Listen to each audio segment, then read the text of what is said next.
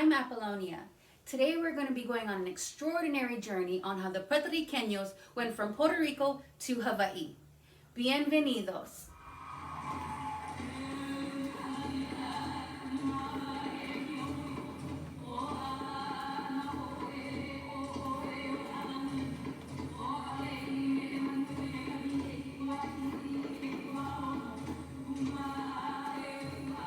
Aloha.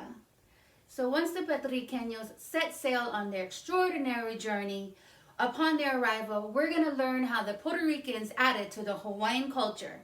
Y como mai. First, we're going to talk about the hurricanes that devastated Puerto Rico in 1893 and in 1899, leaving thousands homeless and jobless. Meanwhile, Her Majesty Queen Leolokalani in the Kingdom of Hawaii was facing an illegal overthrow. Then we're going to discuss the long journey ahead, what ships were used in transport, and how the passengers were treated. Finally, the arrival of Puerto Ricans in Hawaii and how they added to the Hawaiian culture. Spanish language joined with Hawaiian, the Spanish music, Hawaiian music, Puerto Rican food that became one of the top cuisines eaten by the locals in Hawaii. Enjoy. Long ago, the beautiful kingdom of Hawaii awaited the sensational people of Puerto Rico, who was once governed by the Kingdom of Spain. A story of kingdoms. But this story started in 1893 from the Hurricane Sandro. This was the third known hurricane of 1893 Atlantic hurricane season. It destroyed most of the coastlines, all the way from Massachusetts to Puerto Rico. Meanwhile, during the same time, in January 1893, Hawaii was facing an illegal overthrow against Her Majesty Queen Leolokalani. Hawaii would face this for almost a decade. But that's a story for a different time. But because of this overthrow, it is one of the reasons why the Hawaiian subjects refused to work for American companies, such as the American Factors, also known as the Big Five. The Big Five are companies that owned and operated the sugarcane plantations, and the refusal of the local laborers left them to seek laborers elsewhere. While the Kingdom of Hawaii was up against this tragedy, Puerto Rico was up against this devastation. In 1899, Hurricane San Ciriaco hit Puerto Rico really hard. There were almost 4,000 fatalities. This hurricane destroyed the sugarcane plantations and farming fields and homes, leaving thousands homeless and without jobs. This was cited by the Library of Congress on June 22, 2011. On August 8, 1899, Puerto Rico experienced one of the most destructive hurricanes in history. It rained for 28 days straight, and winds reached speeds of 100 miles per hour. The loss of property damage were immense. Approximately 3,400 people died in floods, and thousands were left without shelter, food, or work. This gave the Big Five the opportunity they needed for laborers. The long journey ahead. The first recorded Puerto Ricans to set sail to the Sacred Kingdom of Hawaii was on November 22, 1900. 56 men sailed from San Juan to New Orleans. Then they boarded a railroad headed to Los Angeles.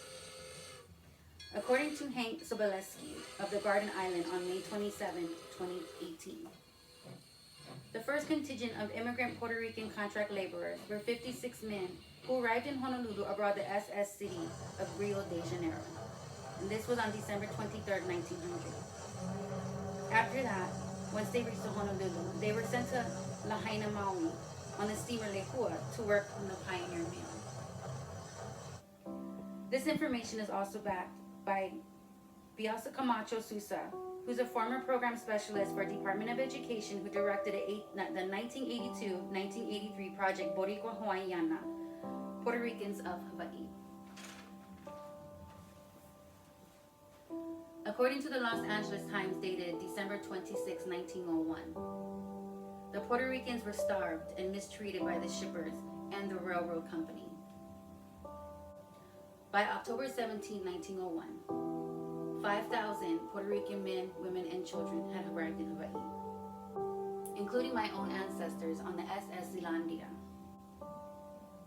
My great-great-grandparents, Juan and Juana Salcedo, they met and fell in love on their journey to Hawaii on these ships. All of this information is backed by my family, the Salceros and the Sanchez's of Hawaii. During this journey, hundreds of Puerto Ricans died of starvation and mistreatment and illness. Fortunately, my family made it to the shores of Hawaii. Finally, the arrival of the sensational Puerto Ricans to the beautiful kingdom of Hawaii, and how their culture added to the Hawaiian culture. When they first arrived, they only spoke Spanish, but it never took them long to learn English and Hawaiian. Puerto Ricans brought their vibrant spirit and their love for music. They brought their musical instruments and formed bands singing Spanish and Hawaiian music alike. The Spanish music became known as the kachi kachi. This Spanish music spread through all of the Hawaiian Islands. The music was pleasantly embraced by the Hawaiians and the many nationalities that were migrating to the islands at that time. Puerto Rican food became one of the top cuisines eaten by the locals of Hawaii. You can buy Puerto Rican foods such as pasteles, arroz con gandules, ensalada de bacalao, and empanadas. Now be careful, because yes, that is a Spanish way of saying it, but in Hawaii we pronounce things a little bit different because we speak pidgin, which is a broken English, broken Hawaiian English, and now, of course now the Puerto Ricans bringing Spanish to the islands. So instead of saying pasteles, it's pateles, arroz con gandules is gandule rice, ensalada de bacalao, which is bacalao salad, and empanadillas, we just say panes. You can find these foods in supermarkets, restaurants, festivals, personal orders from families like my family. Also on food trucks, like my family, my uncle used to have a food truck on one of the beaches. It was one of the biggest food trucks ever, and we sold pretty well. There are several notable Hawaiian Puerto Ricans. Manuel Sanchez, he led the battle for U.S. citizenship for Puerto Ricans living in Hawaii after Puerto Ricans were denied to vote in 1917 by David Kalau Okalani. He was the city and county clerk. It is under research right now. We're not sure if Manuel Sanchez is related to my family. Most likely he is, because it seems like his family and my family were on the same ships, but that's actually under research at this time. Bruno Mars, the singer and songwriter. Nancy Ortiz, she's the host of Alma Latina, Sunday Latina American radio show. She's a director of Miss Latina Hawaii, an organizer for Cinco de Mayo Festival, Hispanic Festival of Hawaii, and she's a longtime friend of the family. Over the years, Puerto Rican bloodlines remain strong, with the influx of all the military coming through, the Navy, the Marines, the Army, the Air Force. Believe me, there was no shortage of the bloodline. Puerto Rican soldiers had no problem falling in love with the Hawaiian Puerto Rican women, like my mom and auntie's picture. My Puerto Rican family alone have been in Hawaii for 7 generations, beginning with my ancestor, Juana Sanchez, great-grandma Maria Juana Sanchez Salcero, my grandma Margaret Ponce, my mom Cheryl Cruz, myself Apollonia Ann Norman, my niece's generation Leilani Parado, and her children Kaipo, Kaisen, and Kailani. Throughout the generations, Puerto Ricans and Hawaiians have intermarried. We're what you call the real Hawaiian punch, not just in bloodline, but in faith. Although Christianity was in Hawaii since the early 1800s and Catholicism was introduced in 1827, Puerto Ricans brought their century-old faith to life, like my grandma and my aunties in their first communion as pictured. But what's even more amazing is the century-old ancient Hawaiian beliefs of the Hawaiian gods that are still honored today. Our families growing up in a Christian world still hold on to the ancient beliefs in the Hawaiian gods. Kane, the chief of Hawaiians. Ku, the god of the rising sun. Lono, god of fertility and rain. Namaka, the goddess of the seas and oceans. Hina, goddess of the moon. Pele, the volcano goddess, the goddess of fire. There's no place on the island you can go without hearing Pele's name. Hawaiians and Puerto Ricans have now become one, in Hawaii and in Puerto Rico, even when it comes to the government. Here she comes to wreck the day! July 2019, thousands of people filled the streets in Puerto Rico protesting against their governor, Ricardo Rossello, to resign due to the years of mismanagement. Cited by New York Times by Patricia Mose, July 24, 2019.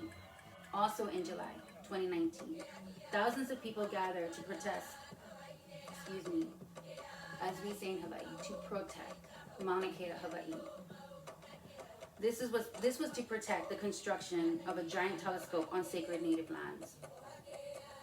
Source, Kristen Lamb, USA Today, August 21st, 2019.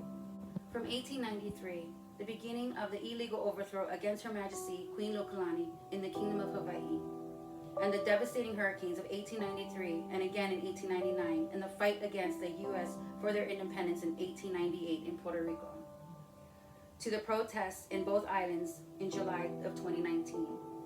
It would seem that the Puerto Rican migration to Hawaii would intertwine their fates. I really hope you enjoyed this remarkable story on how the Puerto Ricans went from Puerto Rico to Hawaii, the journey they went on and what they went through from the seas to the railroad through the seas. Now you know how the Puerto Ricans went from Hola, Aloha,